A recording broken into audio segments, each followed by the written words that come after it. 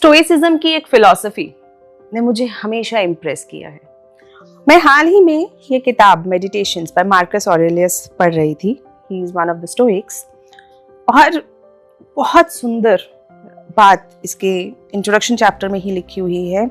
वो कहते हैं कि स्टोइक्स बिलीव करते थे कि जब भी हम किसी चीज को देखते हैं, किसी इवेंट, थिंग, प्लेस, किसी भी चीज को हम देखते हैं तो उसका एक इम्प्रेशन हम पर पड़ता है और उसके बाद फैंटेजिया क्रिएट होती है जो कि हमारा एक मेंटल इम्प्रेशन है, और उसी के बाद हाइपोलेप्सिया क्रिएट होता है जो हमारा परसेप्शन है। यानी कि जो हमने देखा वो तो फैंटेजिया है, लेकिन उसके ऊपर जब हमने परसेप्शन किया, उसे जज किया, वो हमारा हाइपोलेप्सिया है।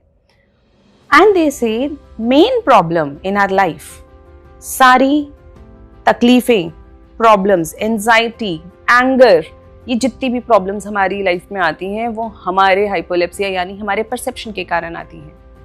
Because event, person is neutral. Neutral यानी वो तो हो चुका, वो तो ऐसा है जैसा है।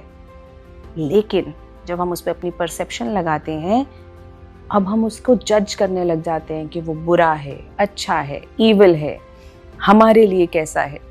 और उस सिचुएशन में जब हम उस चीज को देखने लगते हैं तब आती है एक्सपेक्टेशंस से देखने लगे लोगों को, तो हमें दुख हुआ कि उन्होंने हमारी एक्सपेक्टेशंस पूरी नहीं करी।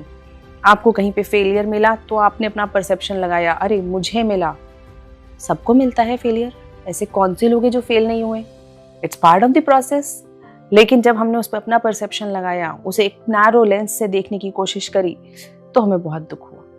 यानी कि उनका कहना यह है कि हम अपनी प्रॉब्लम्स को बहुत लिमिट कर सकते हैं अगर हम अपने परसेप्शन को न्यूट्रल कर लें, हम अपने परसेप्शन को कंट्रोल कर लें, उसे लेस जजमेंटल बना लें।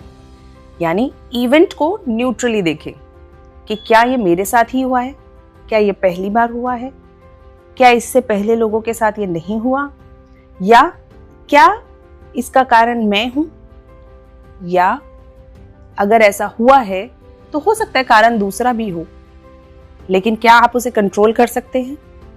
ये 5 सवाल जब आप अपने पूछेंगे तो आपको रियलाइज होगा कि बहुत सारी सिचुएशंस, बहुत सारे लोग जिन्हें आप अभी तक जज करते आ रहे थे, जिनसे आपको दुख पहुंच रहा था, वो दुख पहुंचना बंद हो गया, क्योंकि आपने अब सिचुएशन को वैसा देखना चालू किया जैसी वो है। उसके ऊपर अपने इमोशंस, अपने बायसेस, अपने प्रीसपोजिशंस आपने लगाने बंद कर दिए। इसीलिए मार्कस ऑरेलियस कहते हैं कि प्रॉब्लम इवेंट्स, ऑब्जेक्ट्स या पीपल नहीं है, वो प्रॉब्लम नहीं है।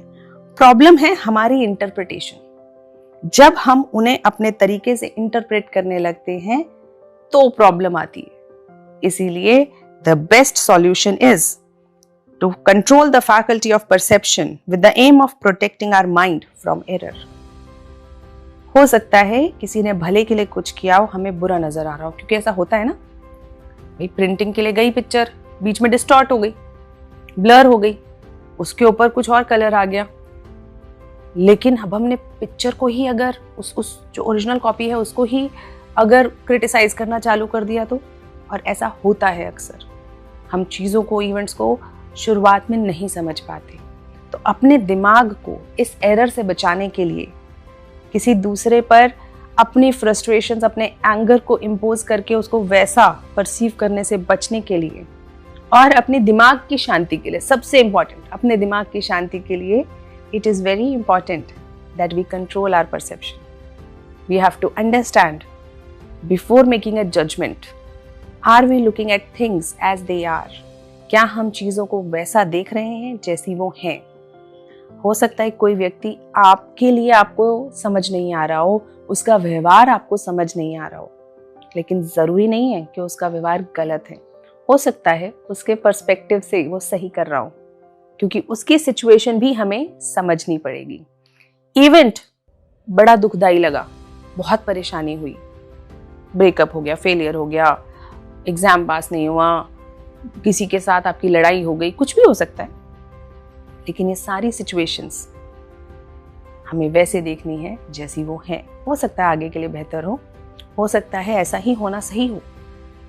So let us try and understand the stoic way of looking at things, to look them as they are, और अपनी expectations उस पर हम ना थोपें। One of the very important ways of having a peaceful mind and staying happy.